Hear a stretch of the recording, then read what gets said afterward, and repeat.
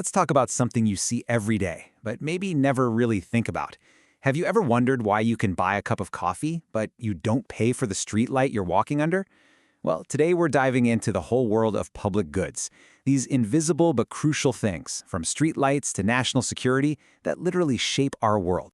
So let's kick things off with a simple puzzle that actually unlocks a huge economic idea. We all know private companies are great at selling us things, like coffee. So why isn't there a little toll booth under every streetlight charging you to walk down the block? The answer really gets to the heart of why the free market, as powerful as it is, just can't provide everything we need. Okay, so what in the world do national defense, a weather forecast, and a streetlight have in common? I mean, on the surface, they seem totally random, right? But they all share one critical, kind of weird trait. They are all nearly impossible to sell for a profit. And that's not by accident. It's baked into what they are. Let's break down the two specific reasons why. To solve our little puzzle, we need to understand the two secret rules that define these special kinds of goods. You can think of it as the public goods code. And once you get these two key traits, everything else just clicks into place. First up is a big word, non-excludability. But the idea is super simple. It just means you can't easily put a gate around it and charge admission. Once the streetlights are on, everyone on that street benefits, whether they paid a dime or not. There's just no practical way to block your neighbor from enjoying the light. The second trait is non-rivalry. And again, it's pretty straightforward when you think about it. Me using the light from a streetlight doesn't leave any less light for you. Or my feeling safer because of national defense doesn't somehow use up your security. We can both benefit 100% at the exact same time without getting in each other's way. And this table here just lays out the difference perfectly.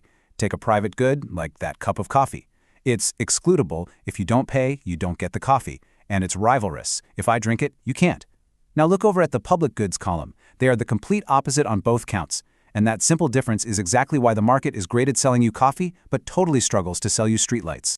So when you combine these two traits, non-excludability and non-rivalry, you create this huge complication that markets just can't solve on their own. It's a really famous concept in economics, and it's called the free rider problem. This quote right here just nails it. If you know you're going to benefit from the streetlight no matter what, what's your personal incentive to chip in and pay for it? You might as well just wait for your neighbor to pay, right? But what if your neighbor is thinking the exact same thing about you? And that leads to this classic standoff. And look, this isn't really about people being selfish. It's just a perfectly logical chain of events, as you can see here. Because the good is non-excludable, like we said in step 1, people can benefit without paying.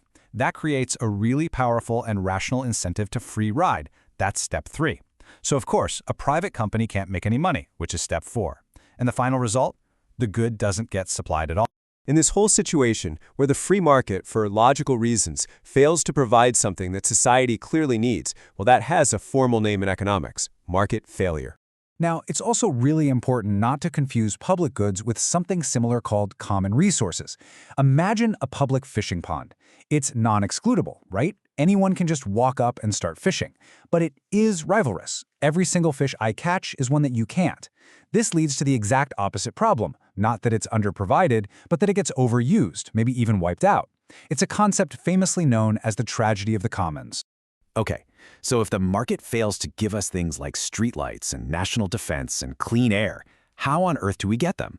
I mean, we do have them. Well, the answer lies in shifting our thinking from individual incentives to collective action.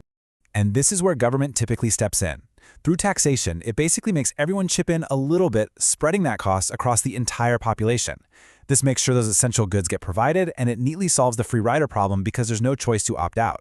Of course, this opens up a whole other can of worms and debates about efficiency and what exactly should be a public good. So now that we've got the basic mechanics down, let's zoom out. Let's take a look at just how wide-ranging and important this concept really is. Because, public goods exist at every level of our society. So at the local level, these are the goods that we interact with every single day. We're talking about public parks, our local roads, and yep, our old friend the streetlight. They aren't just little perks, they are quite literally the fabric of our communities, and they're managed locally to improve our daily lives.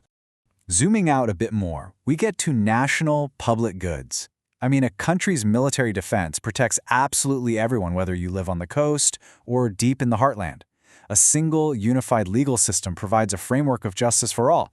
These aren't just services, they are the absolute bedrock of a stable, functioning nation. And finally, you have the biggest ones of all, global public goods. A stable climate benefits every single person on Earth. Controlling a pandemic in one country helps protect all the others.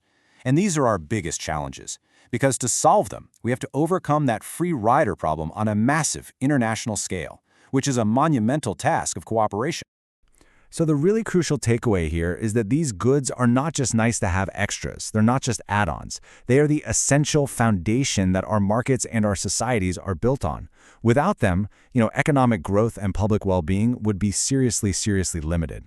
Which leaves us with a really fascinating question for the future. In an age of open-source software, massive public data sets, and now AI, we're seeing all these new kinds of digital public goods pop up. So as our technology keeps evolving, what's the next great essential public good that we're all going to have to build together?